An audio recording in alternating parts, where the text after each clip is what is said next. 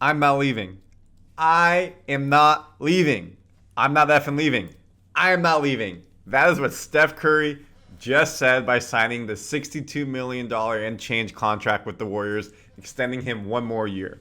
And we got some confirmation about other stories as well. So Steph Curry on the golf course with his wife Ayesha and Emily Chang TV. What's going on here? Why did he change his bio from being Warriors to Olympics? Was it a sign he was leaving the Warriors? No. What was he just saying? I was proud to be an Olympian.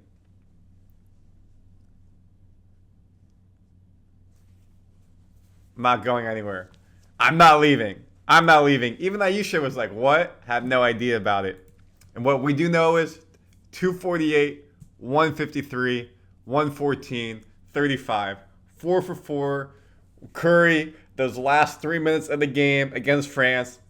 Night. What a jacket. Folks, Randy Silver here. Welcome to Warriors Digest.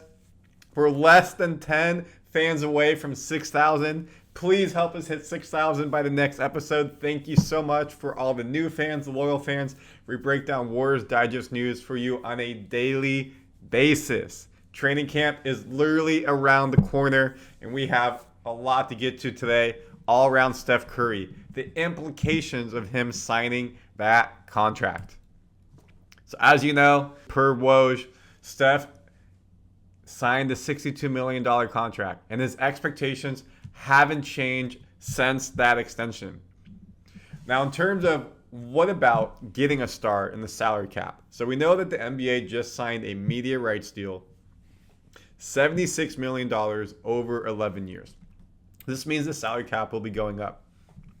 In a basic guesstimation, if the cap raises 10% annually, beginning 25-26, is projected to be roughly $206 million in 28-29. A free agent who signs a 5-year, 25% max deal with his own team this summer, say Philadelphia 76ers point guard Tyrese Maxey, will be earning $46 million in 28-29, which will only be 22% of the cap. So let's look at the cap this year. Salary cap this year is $140 million. Top right, again, you can pause this if you want. You can see here, we don't have Quinten Post signed yet, but you see where everybody is in terms of the cap. Right now, Steph Curry is 39% of our cap hit at $55 million salary. So for $140 million this year, let me pull myself up on screen. What's 140? 140 times 10. 140 million times 1.1. 154. So 25, 26. And what did it say? 10% rise. So now we're going to go back to this. We're doing a lot of work here. So you can see this. So 25, 26, 154. Then you're going to do another 10%, 1.1. 169 million. That will be the cap. Let's just say $170 million will be the salary cap based off projections for 26-27. 62 divided by 170. Sorry, I'm trying to do some math here.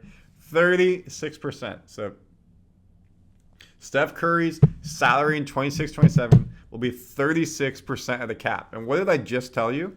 Currently, he's at 40% of the cap.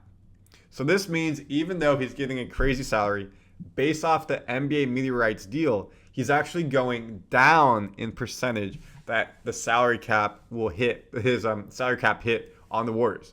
So there will be some money left on the table for players to come in 26-27 who can benefit the team. So that's a big thing to note as well. When you see a number, oh my God, he's getting paid so much, he's going to screw the Warriors. Not really, folks. If you look at the percentage his number is at the salary cap, it's not as high as you think. And the other thing as well, I see the comments. I do agree. Why not take a hometown discount so you can get better players in?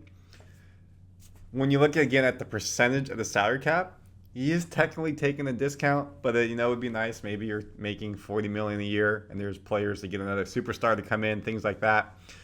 Also, for him to sign an extension, I'm not sure the money, to be transparent, if you can take a significant discount on the extension. I know you can get a cap on a raise, but I would assume you could take an extension at a lower price.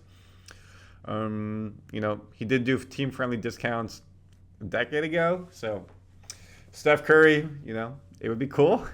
I'd love for him to play for $10. Obviously, he's not going to. He has enough money made in his career, his outside business ventures, where he doesn't need the money, but he's blessed to be able to make the money, and he's earned what he's earned. But, again, it would be nice to take a discount and be able to get more players in or another superstar. He's not signing with a team. We already knew that. He talked about this, to be on a losing team, to be on a dumpster team. He wants to still have a chance to win championships, and that hasn't changed with the extension. Friendly reminder, as I already said, $62.6 million contract. He crosses $500 million in his NBA earnings career. Only him, Durant, and LeBron have ever done that. He's about to make $180 million guaranteed the next 3 years. For a man who went from having a bum ankles, could he make it in the NBA? Too small. Shooter, is he going to be able to shoot in the NBA? Can he play defense? Taking a team-friendly deal, he has done it all. And he got himself a gold medal as well. So he did an interview with the Athletics' Marcus Thompson, and he said, it's still all about winning and taking the steps necessary to give ourselves a chance. The standard hasn't changed. The expectation hasn't changed. So he's still, we want to win. You got Draymond, you got Curry, we got not another star. We didn't get Markkanen, we didn't get Leonard, we didn't get Paul George, and we're going to talk about that. We already know this. Curry's said this many times. I've always said I wanted to play for one team my whole career. So it's good to get the extension question out of the way and give complete focus to the basketball into this season. Complete focus to basketball and this season. If Curry didn't sign this extension, he couldn't sign it during the season. Same with Same with Kuminga and Podziemski. If they don't sign before the start of the season, so that's a big storyline we're following, then they can't sign in the season. They'll be restricted free agents next year. They're both on the final year of their deal. Curry, you don't need those questions lingering. Hey, you're going into the final year of your deal next year. You get signed a 2-year extension next year, like every day. Practice, games, the media will be on it asking those questions. We don't need that. So it's great. Now he's signed for a full 3 years, and he can just play the game of basketball and not have those lingering questions, which nobody wants to deal with on a daily basis.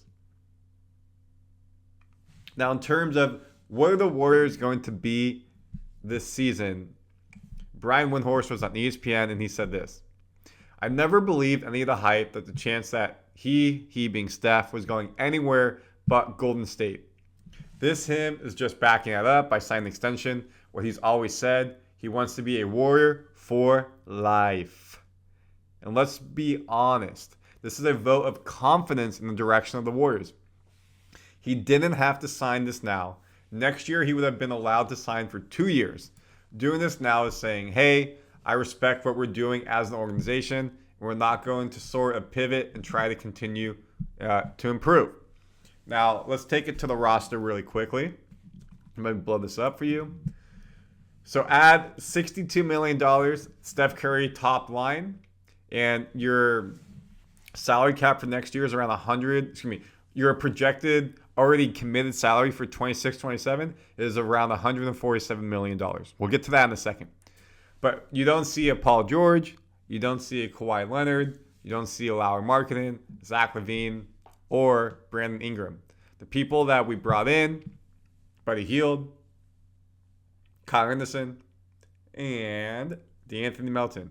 So back at point guard / shooter. Anderson, a wing player, can guard multiple positions, a good glue guy. And then Buddy Hield, we know, 3-point specialist, not the best at defense. You lost Clay, you lost Chris Paul. Last season, we had 45, 46 wins around there. Was a play-in team, didn't get out of the play-in, lost to Sacramento. If Draymond's not hurt multiple times, it's going to be hurt, not suspended multiple times last season, missed games 20 over, based off the averages we were winning with Draymond on the floor, we were 5th seed, not even in the play-in. So you're expecting, again, If you've been here a bunch, you know, comment your thoughts. And let me know your thoughts on anything I talk about. But we talk about this all the time on Warriors Digest. Wiggins goes back to somewhere around an all-star level or just below it. He's been missing games. Draymond stays on the court. Steph plays this high level. You're a better all-around team with Melton, Hield, and Anderson. Of course, you expect Kuminga to take a big jump. I think he's an all-star caliber player, all-pro player. Does he get there this year? Maybe not, but he needs to get to 22, 25 points a game. Brandin Podziemski, a first-team all-rookie last year, takes another jump. Did amazing this offseason per reports with Team USA Basketball, what we saw in our summer league. Trayce Jackson-Davis, can he develop any type of jumper, mid-range, even a slight three to help him on his cutting, his pick and rolls? And then Moody, will he get more playing time? The rest of the roster rounding this out. So I think they're a better team all around. And they're not done, though. They're not going to be done trying to go big game hunting. Windhorst continues. He thinks the Warriors are not going to win a championship this year, as currently constructed. But one thing the Warriors have really doing since last winter is big game hunting. LeBron James, Lauri Markkanen, Paul George. Nothing happened, nothing materialized, but they're in the conversations. So expect the Warriors at the trade deadline if something is needed, say a big man center. We have Quinten Post, he's still not signed, but he's not a big body like a Jonas Valanciunas who signed 3 years, like $30 million for the Wizards on a team that's not going to compete. Maybe you get him if you really need a presence inside. Ingram is on the final year of his deal. If he's still out and the Pelicans are trying to get somebody, get assets back, maybe he becomes available. Zach LaVine stays healthy the first half of the season, shows he can play. Maybe you go for him at the trade deadline.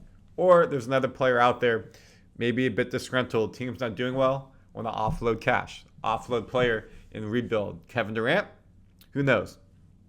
But the Warriors have proven, yes, they haven't landed that second star like Milwaukee got Lillard with Giannis, landed him. We haven't been able to land a second star in the trade, but we're in the conversations, which is a happy win, I guess. Not really. Let's get a second star.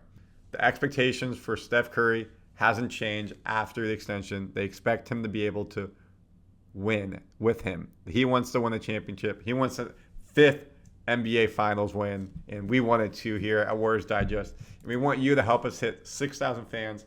Please subscribe to Warriors Digest and let us know anything, questions, comments, everything in between. And if we're at 6,000 when you're watching this, thank you. If you're not, please hit subscribe and notify. Videos come out daily. Out.